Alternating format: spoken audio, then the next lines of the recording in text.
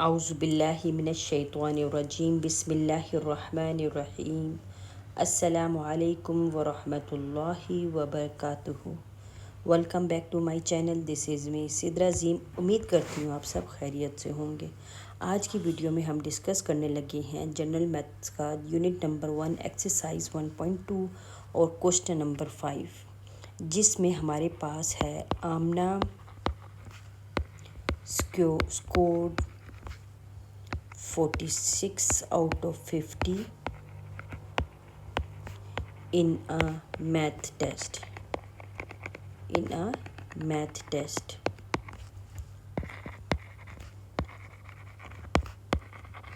64 out of 75 in a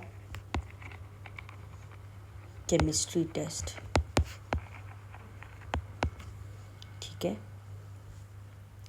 and 72 out of 80 in a physics test. In which subject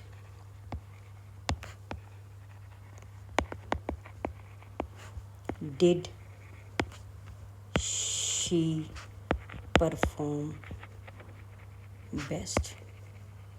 ठीक है, अब यहाँ पर हमने ये क्या एक्सप्लेन करना है। यहाँ पर हमारे पास है एक बच्ची है जिसने 46 लिए है मैथ्स में, 50 में से, केमिस्ट्री में लेती है 64 में से 75 और 72 में से 80। मतलब जो इसके टोटल मार्क्स हैं सब्जेक्ट के, वो सारे के सारे डिफरेंट हैं। ठीक है, स्कोर डेफिनेटली डिफरेंट होता ही होता है, पर लेकिन हमने क्या करना है, in which subject did she perform best. अब हमने क्या करना है, इसमें से परसेंटेज निकाल के ये बात बतानी है कि इसने किस सब्जेक्ट में बेस्ट परफॉर्म किया है। ठीक है, तो चलते हैं अपने सॉल्यूशन की तरफ, जहाँ पर हम लिखेंगे percentage of scores in math. ठीक है, हमने परसेंटेज निकालनी है मैथ की, तो हम क्या करेंगे, हम करेंगे 46 out of 50 मल्टीप्लाई बाय 100। तो हमारे पास ये आ जाएगा 92%। इसी तरह सेम परसेंटेजेस निकालेंगे हम किसकी, बाकी सब्जेक्ट्स की, जिसमें इसने डिफरेंट नंबर लिए हैं। जैसे केमिस्ट्री है, इसने स्कोर किया था 64 डिवाइडेड बाई किस में से, 75 में से, मल्टीप्लाई बाय 100, तो इसकी परसेंटेज बन जाएगी 85.3%। अब percentage of scores in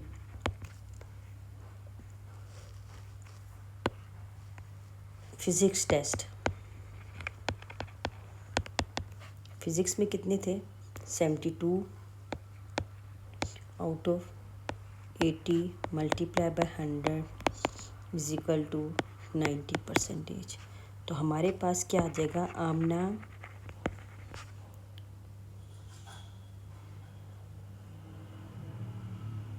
Amna performed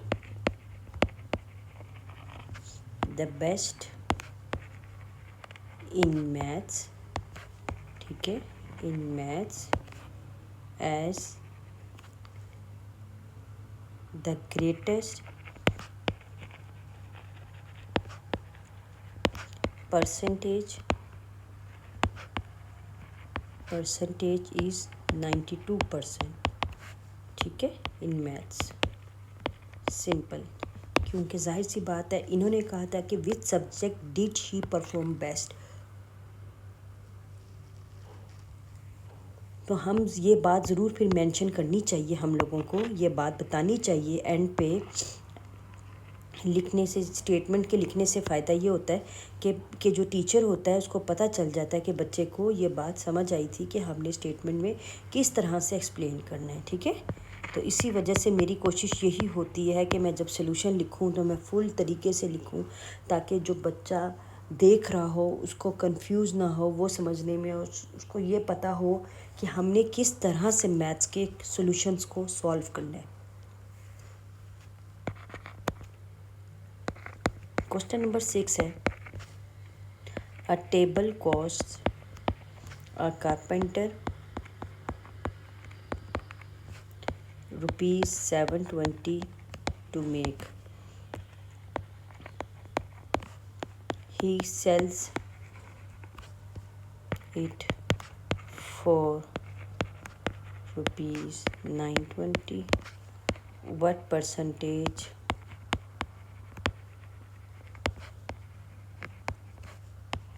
of profit does he earn? ठीक है, अब यहाँ पर ये हमने परसेंटेज निकालनी है। ठीक है, किसकी निकालनी है कि उसने कितना प्रॉफिट अर्न किया है। उसने एक टेबल बनाई थी, उसकी कॉस्ट जो थी वो 720 थी। ठीक है, 720 कॉस्ट आ जाती है यहाँ पर। और to make he sells rupees, फिर जब उसने सेल्स किए, बेचा, तो कितना हुआ 920। तो वो कहते हैं कि इसका प्रॉफिट कैलकुलेट करो। तो प्रॉफिट हम कैलकुलेट करते हैं। कारपेंटर ₹720 कॉस्ट जो थी, और सेल्स की प्राइस थी, ऊपर कॉस्ट की प्राइस लिखी है मैंने, this is called cost price. ठीक है, and this is sale price. Short form में लिख लिया ताकि इजी हो, तो लेकिन मैंने बता भी दिया आपको कि ये जो है। अब यहाँ पे हम इसका प्रॉफिट कैलकुलेट करते हैं। अब प्रॉफिट क्या होगा, ₹920 जिससे सेल की थी उससे माइनस कर देंगे हम 720 से, जो हमारे पास ₹200 आ जाएगा। अब हमने क्या करना था, हमें ये बात बताई गई थी कि हमने इसका परसेंटेज मालूम करना है। ठीक है, हमने इसका परसेंटेज मालूम करना है। तो परसेंटेज मालूम करने के लिए हम क्या करते हैं, जैसे आपको पता है, हम परसेंटेज मालूम करने के लिए परसेंटेज ऑफ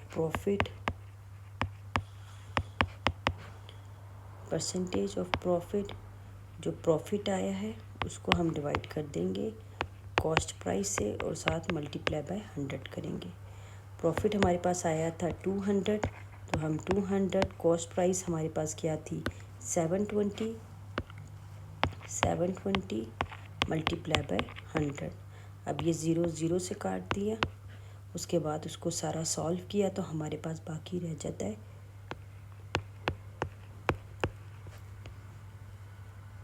जो कि आंसर है 27.78%। ठीक है, सिंपल, कोई इतना मुश्किल नहीं था, आसान था। सिर्फ इसमें आपके पास ये फार्मूला जो है ना, इस चीज़ को थोड़ा सा आपने याद रखना है कि जो हमारे पास फार्मूलेज होते हैं उसको बस याद रखना है। प्रॉफिट कैलकुलेट करना था तो प्रॉफिट बाय कॉस्ट प्राइस से कैलकुलेट होगा।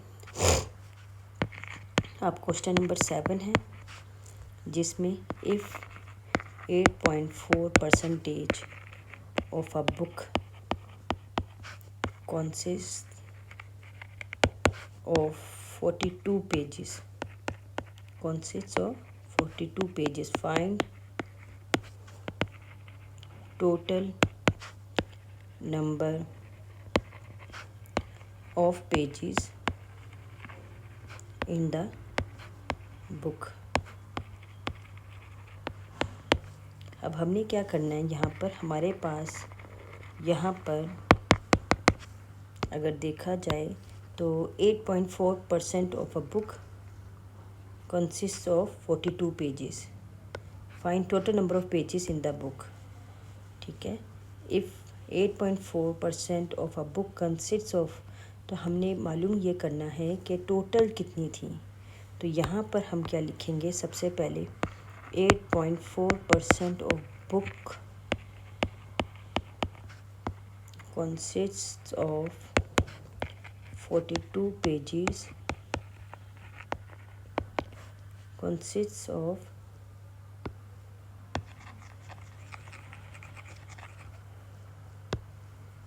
42 consists number of pages 42 थे, सो 8.4% को हमने हटाया तो 1/100 आ गया। और बुक consists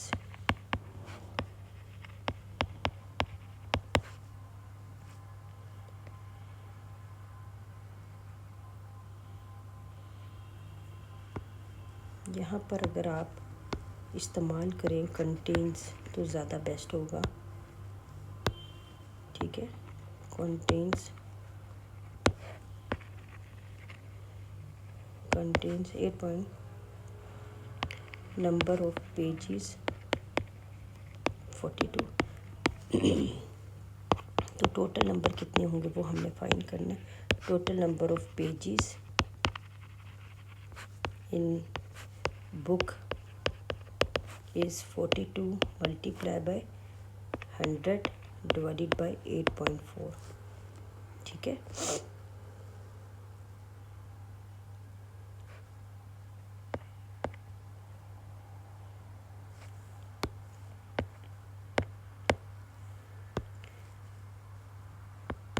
(42 multiplied by 1000 और 84। अब आप ये कंफ्यूज होंगे कि यहाँ पर तो ये 100 था, तो यहाँ पर ये 1000 और 84 कैसे आया। अब जैसे मैं आपको बताऊँ कि हमारे पास 8.4 था, अगर मैंने इसका ये इरेज़ करना है, ये परसेंटेज जो है वो मैंने डेसिमल जो मैंने हटाना है, तो हमारे पास ये 10 वैल्यू आ जाती है। तो अगर मैं इसको ही ऑपोजिट 8.4 पे करूँ तो डेफिनेटली जब 8.4 ऊपर था तो तब नीचे से हम कर रहे थे, नीचे हमने किया, अब ये नीचे है तो हम डेफिनेटली ऊपर करेंगे इस तरह करके। तो क्या होगा कि ये 84 जो है, ये जो एक ज़ीरो है वो इस ज़ीरो के साथ मल्टीप्लाई हो जाएगा तो ये 1000 बन जाएगा। तो इस हिसाब से ये कैलकुलेशन करने के बाद 500 पेजेस थे टोटल, इसका मतलब, ठीक है। टोटल 500 पेजेस थे। होपफुली आपको समझ आई होगी। अब हम चलते हैं question number 8। Out of his total income Hamza spends 20% on house rent and 70% of the rest on household, ठीक है, एक्सपेंडिचर यानी कि अखराजात घर के। If he saves ₹1800, what is his total income. चलाएं समझते हैं हम सबसे पहले इस क्वेश्चन को, ठीक है। इस क्वेश्चन पे क्या क्या बात हुई है, फिर हमें ज़्यादा समझ आएगी, ठीक है। अब out of his total income Hamza spends कितने 20% किस पे, हाउस रेंट को दे देता है, 70% हाउस होल्ड एक्सपेंडिचर है इसके, और जो सेव्स करता है वो करता है ₹800, ठीक है। ये मैं हाईलाइट इसलिए कर लेती हूँ ताकि बच्चों को समझ आए कि ये जो मेन जो है ना इस क्वेश्चन पे क्या क्या पॉइंट्स हैं और हम किस तरह से इसको एक्सप्लेन कर सकते हैं। सबसे बड़ी वजह यही होती है कि हमें समझ आना चाहिए, जो हमारे पास स्टेटमेंट होती है उसको हम पहले समझें, ठीक है। अब यहाँ पर उन्होंने कहा व्हाट हिज टोटल इनकम, जो हमारे पास इस वक्त इनकम है हमें नहीं पता कितनी है, तो हम क्या करते हैं इसको लेट कर लेते हैं, ठीक है। Let X rupees be the total income, ठीक है। हम यहाँ सपोज कर लेते हैं एक बात को कि जो एक X है, ठीक है, वो इसकी टोटल इनकम को कह देते हैं हम, ठीक है। जब हमने कोई ना कोई ऐसा निकालना होता है मैथ में तो हम सपोज कर लेते हैं, लेट कर लेते हैं, ठीक है। अब यहाँ पर रेंट जो वो कह रहा है कि वो देता है 20% ऑफ X, मतलब अपनी टोटल इनकम से वो 20% किसको दे रहा है, रेंट को दे रहा है, ठीक है। अब रेस्ट ऑफ द इनकम जो है, rest of the income rest of the income 80% हो गया ऑफ एक्स, ठीक है। अब जाहिर सी बात है, जब 20% रेंट पे चला गया तो 80% बाकी रह गया। अब इस 80% को हम किस तरह से करेंगे, 80 divided by 100 multiply by x, तो ये 0 0 से कट गया, ये 8 4 और ये 5, तो मतलब 4x ओवर 5। अभी फ़िलहाल 80% की बात हो रही थी। बाद में हम यहाँ पर लिख रहे हैं एक्सपेंडिचर, ठीक है, एक्सपेंडिचर ऑन हाउस होल्ड। अब हाउस होल्ड की भी बात जाहिर है हम करेंगे, उसको तो नहीं हम छोड़ेंगे, क्योंकि उन्होंने बताया था कि हमारा हाउस होल्ड का जो ख़र्चा उसका हमज़ा का वो इतना है, कितना, 70% आउट ऑफ 4x ओवर 5। अब हम 4x ओवर 5 से ही करेंगे, ठीक है। अब यहाँ पर अकॉर्डिंग हम अगर देखा जाए,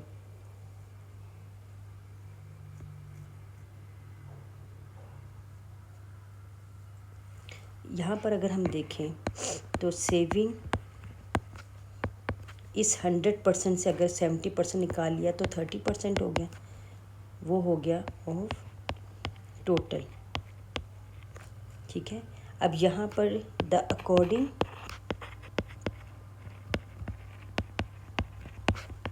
टू द गिवन कंडीशन,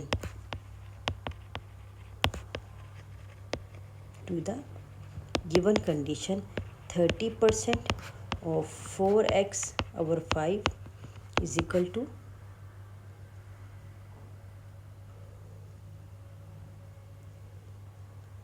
1800। अब ये 1800 क्या था, ये था जो सेव्स करता था, ठीक है, जो सेव कर रहा था। अब यहाँ पे 30 डिवाइडेड बाई 100 आ जाएगा, क्योंकि परसेंटेज थी, परसेंटेज पे आपको पता अब चल गया होगा कि वो हम डिवाइडेड बाय करते हैं, सिंपल सी बात है, ठीक है। अब ये था 34 120x और नीचे 500 आ जाएगा और इधर 1800 आ जाएगा। अब यहाँ पे अगर x रहने दूँ तो वो 1800 मल्टीप्लाई बाय 500 हो जाएगा और नीचे 120 आ जाएगा। तो इसको हम डिवाइड करेंगे, मल्टीप्लाई वगैरह करेंगे तो हमारे पास आ जाएगा ₹7,500 आंसर। इसका मतलब ये है कि उसकी जो टोटल इनकम थी वो 7,500 है। Very simple. थोड़ा सा मुश्किल ज़रूर था, लेकिन इतना मुश्किल नहीं था कि आप लोगों को समझ ना आए। होपफुली आप लोगों को समझ आई होगी।